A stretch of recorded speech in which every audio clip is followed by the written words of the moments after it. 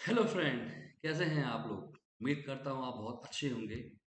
जैसे कि कल मैंने आपको बताया था AWS के बारे में कि AWS क्यों ज़रूरी है।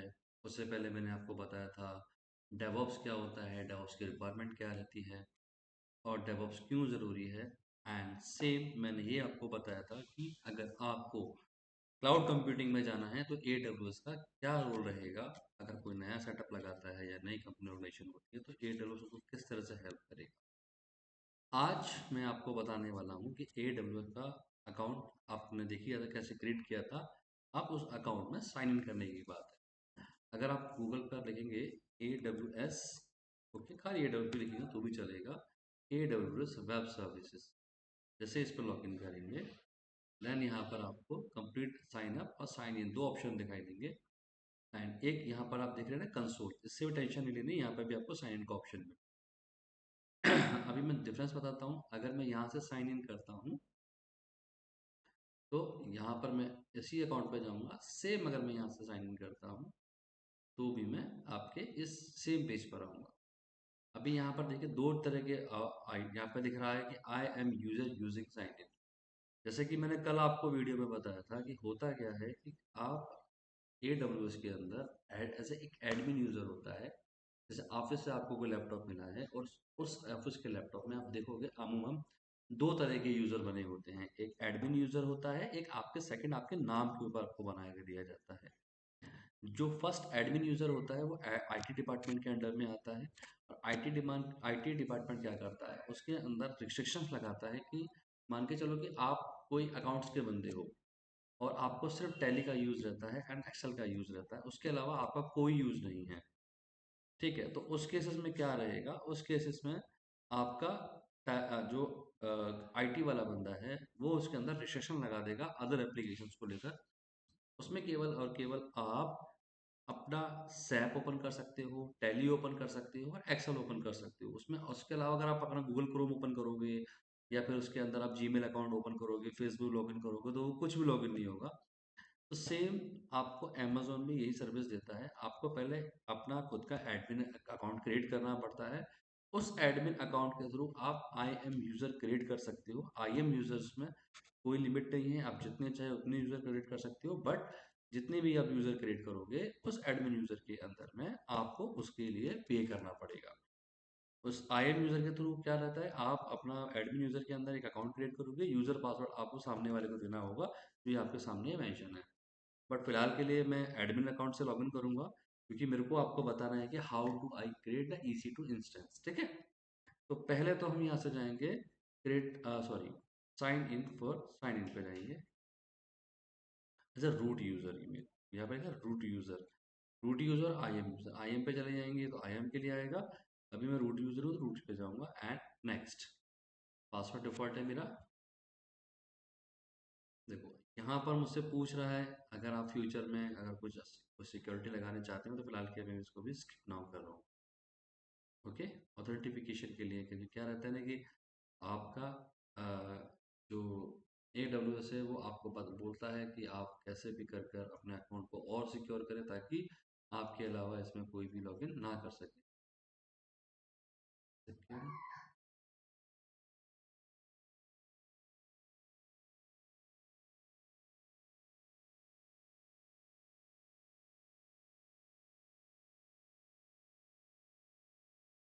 देखो फिलहाल मैं अपने अकाउंट के अंदर लॉगिन हो चुका हूँ। ठीक है, ये मेरा अकाउंट है, इसके अंदर मैं लॉगिन हूँ। ये मेरा नाम आप देखेंगे राइट कॉर्नर में मेरा नाम आ रहा है, अकाउंट के बारे में आ रहा है। ये आपको मैंने कल बताया था सर्विसेज के बारे में।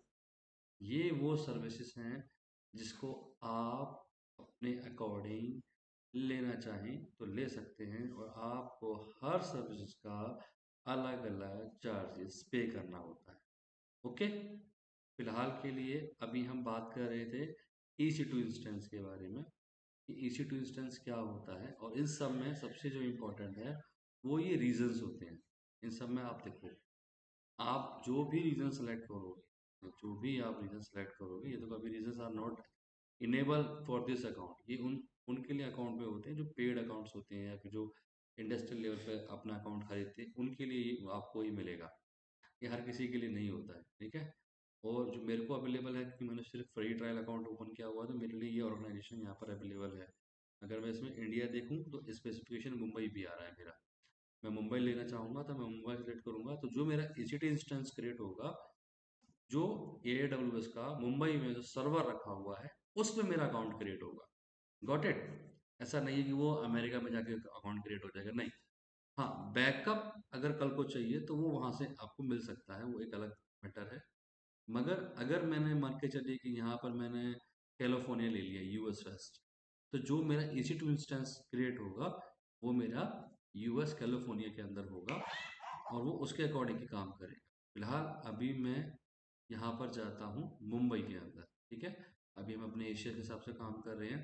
देखो यहाँ पर EC2 लिखा हुआ है, EC2 इमेजेस भी लिखे हुए हैं, ठीक है। लेकिन मैं चाहता हूँ कि मैं, अगर फर्स्ट टाइम अगर आप आएंगे तो आपको ये चीज़ें नहीं नज़र आएंगी, ठीक है। जैसे जैसे सर्विस ऐड करते जाएंगे वो आपको यहाँ मेंशन होते चली जाएंगी।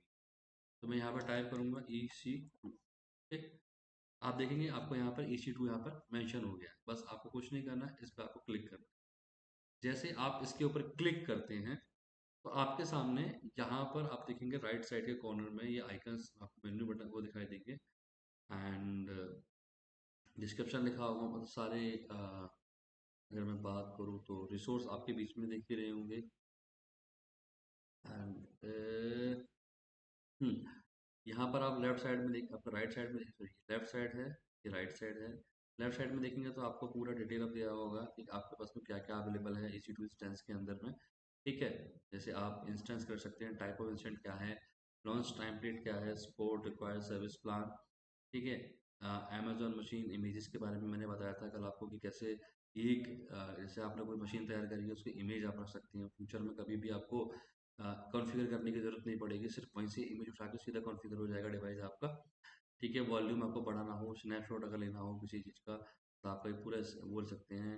स्टैटिक IP की बात हो रही थी, सिक्योरिटी की बात हो रही थी, की पेयर की बात हो रही थी, नेटवर्किंग इंफ्रास्ट्रक्चर की, लोड बैलेंसिंग, ये मैं आपको धीरे धीरे करके सारे सब कुछ बताऊंगा। ऑटो स्केलिंग क्या होता है मैं आपको इनके बारे में धीरे धीरे करके बताऊंगा। फर्स्ट टाइम में ये सर्विसेज सारी आपको अमेजोन देता है। प्लस में आपको आपका ये बिलिंग साइकिल देखो, मेरा फ्री टियर अकाउंट है तो मुझे दिखा रहा है कि this is your free account. अभी इसमें 25.55 GB रिमेनिंग है, ठीक है। 15% में इसको यूज़ कर चुका हूँ अपने लिए, ठीक है। अब देखो यहाँ पर जोन होते हैं, south A1, south B1, south 1C।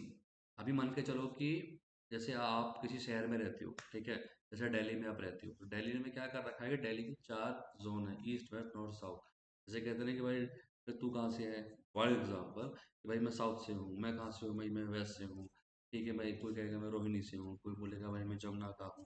तो जैसे उन्होंने क्या करा, अपने अपने जोन बांटे हुए, बट वो हैं एक ही स्टेट के, मतलब वो हैं उसी स्टेट में। तो उसी तरह से क्या होता है, जब कुछ सर्वर रैक ये लोग बनाते हैं तो उसके अंदर उसका डिवाइड करते हैं एज अ रीजन, कि भाई साउथ A1 है, साउथ B1 है, साउथ AC है करके, ठीक है।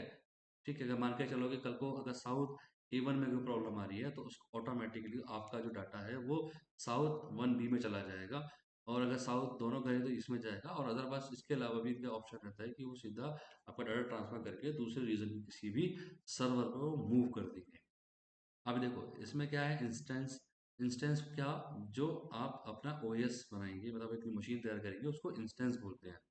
जैसे आपने कभी VM का नाम सुना होगा, वर्चुअल मशीन। वर्चुअल मशीन में क्या रहता है, एक मशीन तैयार हो जाती है।